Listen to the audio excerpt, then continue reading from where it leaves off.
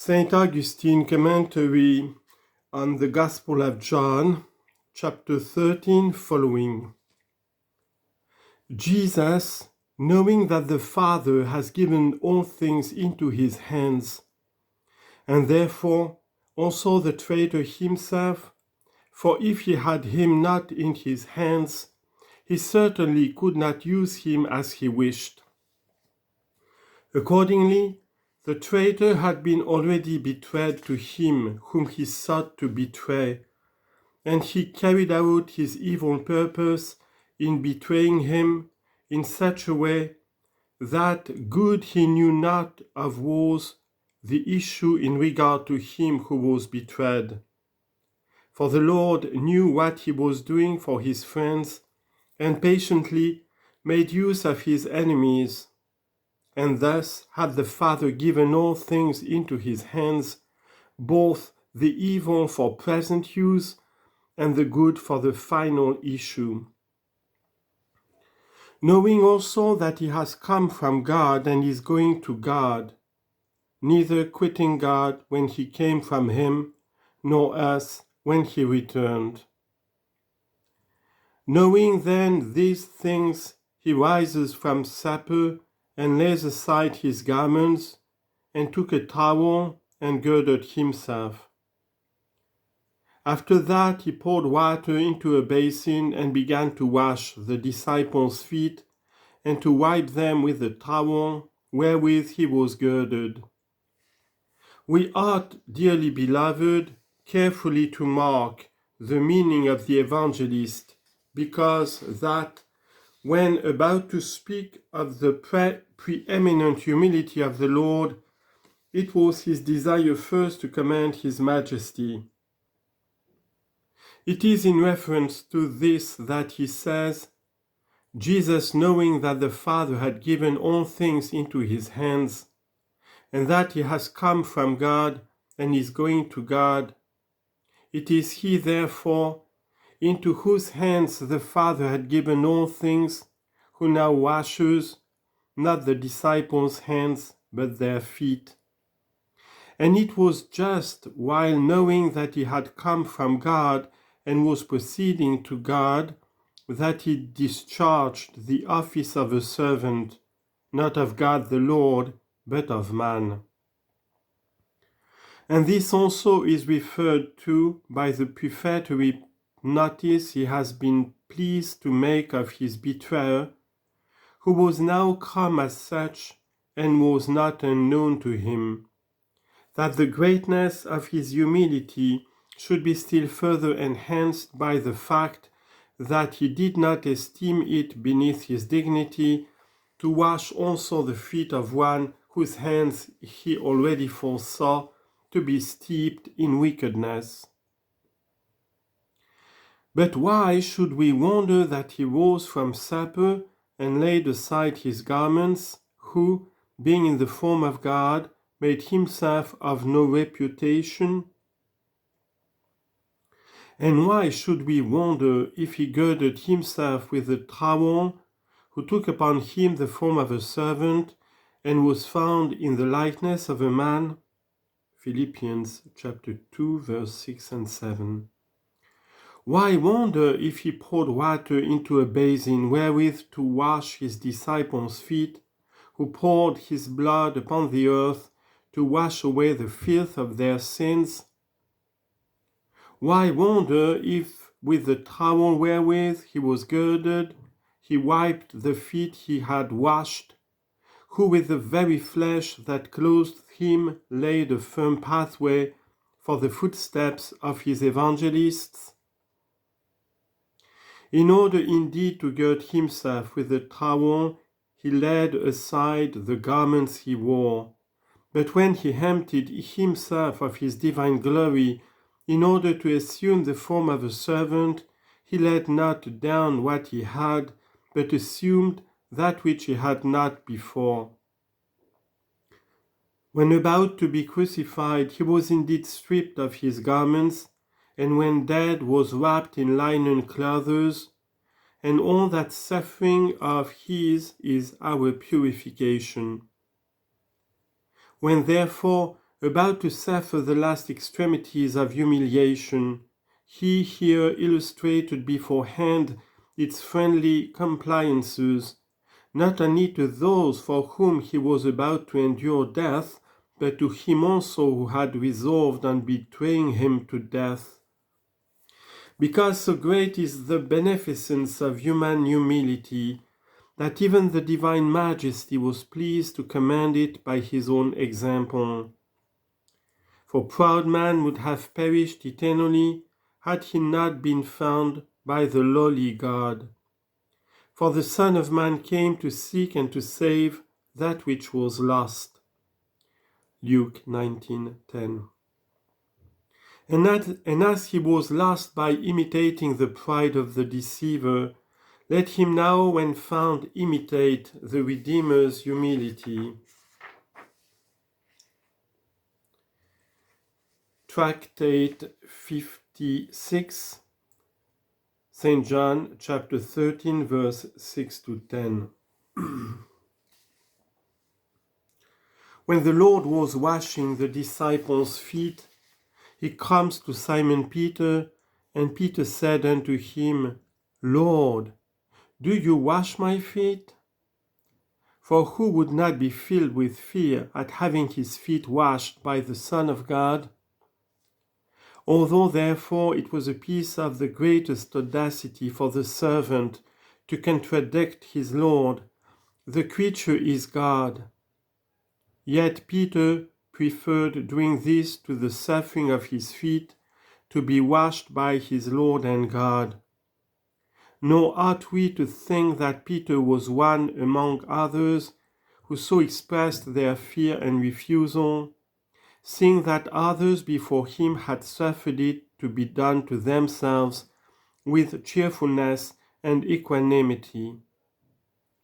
For it is easier so to understand the words of the gospel, because that, after saying, he began to wash the disciples' feet and to wipe them with the towel wherewith he was girded, it is then added, then came he to Simon Peter, as if he had already washed the feet of some, and after them had now come to the first of them all. For who can fail to know that the most blessed Peter was the first of the apostles? But we are not so to understand it, that it was after some others that he came to him, but that he began with him. When therefore he began to wash the disciples' feet, he came to him with whom he began, namely to Peter, and then Peter took fright at what any one of them might have been frightened, and said, Lord, do you wash my feet? What is implied in this you, and what in my? These are subjects for thought rather than for speech, lest perchance any adequate conception the soul may have formed of such words may fail of explanation in the utterance. But Jesus answered and said unto him, What I do you know not, but you shall know hereafter. And not even yet, terrified as he was by the sublimity of the Lord's action, does he allow it to be done while ignorant of its purpose, but is unwilling to see, unable to endure, that Christ should thus humble himself to his very feet. You shall never, he says, wash my feet. What is this never in aeternum? I will never endure, never suffer, never permit it. That is, a thing is not done in aeternum, which is never done. Then the Saviour, to terrify his reluctant patient with the danger of his own salvation, says, If I wash you not, you shall have no part with me. He speaks in this way, if I wash you not, when he was referring only to his feet. Just as it is customary to say, you are trampling on me, when it is only the foot that is trampled on. And now the other, in a perturbation of love and fear, and more frightened at the thought that Christ should be withheld from him, than even to see him humbled at his feet, exclaims, Lord, not my feet only, but also my hands and my head. Since this indeed is your threat, that my bodily members must be washed by you, not only do I no longer withhold the lowest, but I lay the foremost also at your disposal. Deny me not having a part with you, and I deny you not any part of my body to be washed. Jesus said to him, He that is washed need not save to wash his feet, but is clean every whit. Someone perhaps may be aroused at this and say, Nay, but if he is every whit clean, what need has he even to wash his feet? But the Lord knew what he was saying, even though our weakness reached not into his secret purposes. Nevertheless, so far as he is pleased to instruct and teach us out of his law, up to the little measure of my apprehension, I would also with his help make some answer bearing on the depth of this question. And first of all, I shall have no difficulty in showing that there is no self-contradiction in the manner of expression. For what may not say as here with the greatest propriety, he is all clean except his feet, although he would speak with greater elegance were he to say, he is all clean save his feet, which is equivalent in meaning.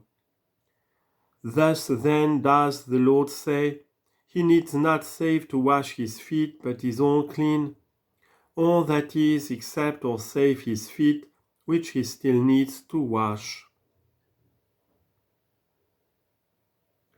But what is this?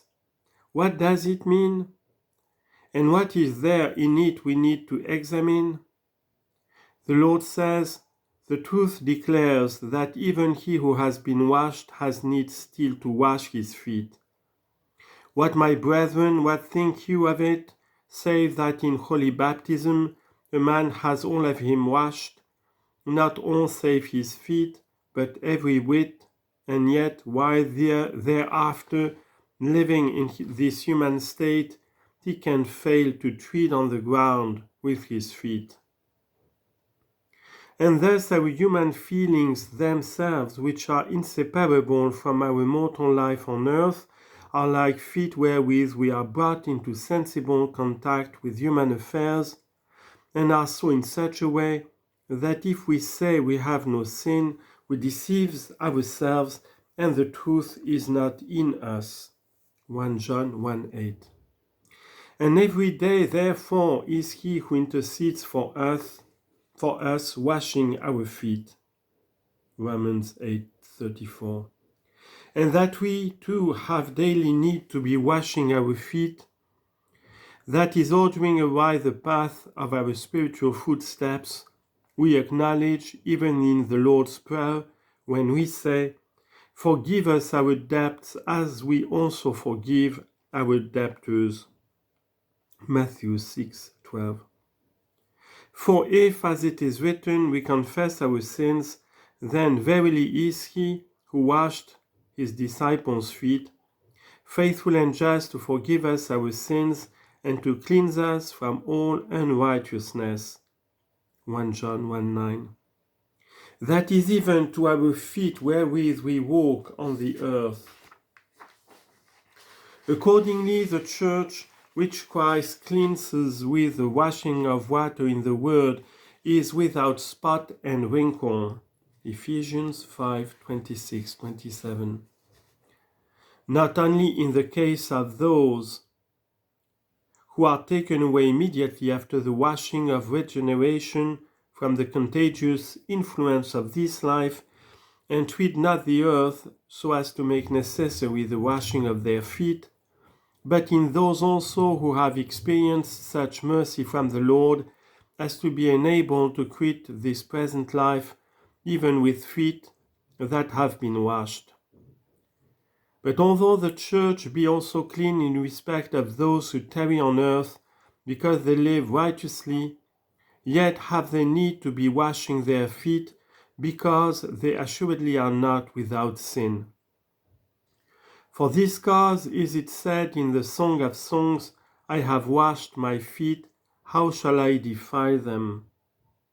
Song of Songs, chapter 5, verse 3. For one so speaks when he is constrained to come to Christ, and in coming has to bring his feet into contact with the ground. But again, there is another question that arises. Is not Christ above?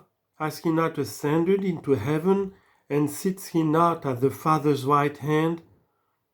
Does not the Apostle expressly declare, if you then be risen with Christ, set your thoughts on those things which are above, which Christ is sitting on the right hand of God? Seek the things which are above, not things which are on earth. Colossians chapter 3, verse 1 and 2. How is it then that to get to Christ we are compelled to treat the earth, since rather our hearts ought to be turned upwards toward the Lord, that we may be enabled to dwell in his presence? You see, brethren, the shortness of the time today curtails our consideration of this question. And if you perhaps fail in some measure to do so, yet I, for my part, see how much clearing up it requires, and therefore I beg of you to suffer it rather to be adjourned than to be treated now into negligent and restricted a manner. And your expectations will not be defrauded, but only deferred, for the Lord who thus makes us our debtors will be present to enable us also to pay our debts.